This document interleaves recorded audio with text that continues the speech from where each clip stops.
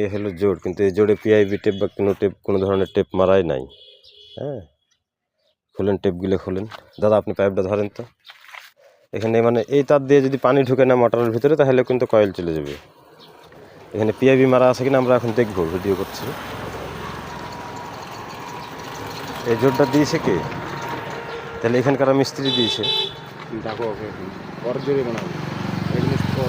এই জোরটা এখানকার যে মিস্ত্রি তুলেছে উনি দিয়েছে না চাচা? কি এই জোর তারের? হ্যাঁ হ্যাঁ।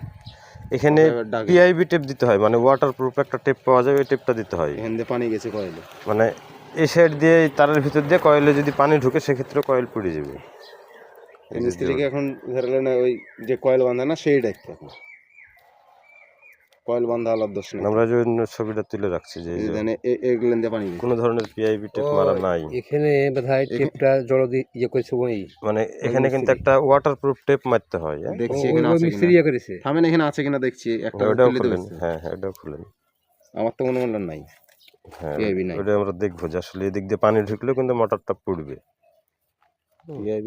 মোটর যেখানে বাঁধে দিয়েছে ওই লোকে মেরেছে, ওই লোক জোর মেরেছে। ওই লোক জোর মারলে তো পিআইবি দিয়ে মারবে, পিআইবি দিয়ে মারবে, এমনি সাদা টেপ মারবে না।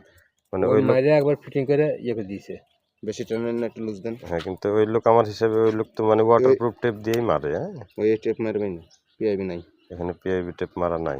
আচ্ছা, এই জোরটা থাকুক এখানে আপাতত কেটে দিন, কেটে দিয়ে দেখা যাবে। এই পর্যন্ত এখন কাটেন।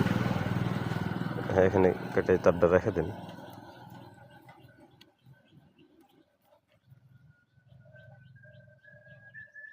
এই হলো মোটরের অবস্থা। এখন দড়িটা খোলা, পাইপটা খুলতে হবে। এখানে কি ফ্যান ট্যান কোনো জাম আছে মনে হয়েছে? ফ্যান তো ঢুকছে কি, ফ্যান ফ্রি আছে কিন্তু কয়েলই গেলছে, তাহলে পানি ঠিক আছে ওদিক দিয়ে হয়তো বা। এখানে একটা পুটিং, যাই হোক। হ্যাঁ, খুলেন।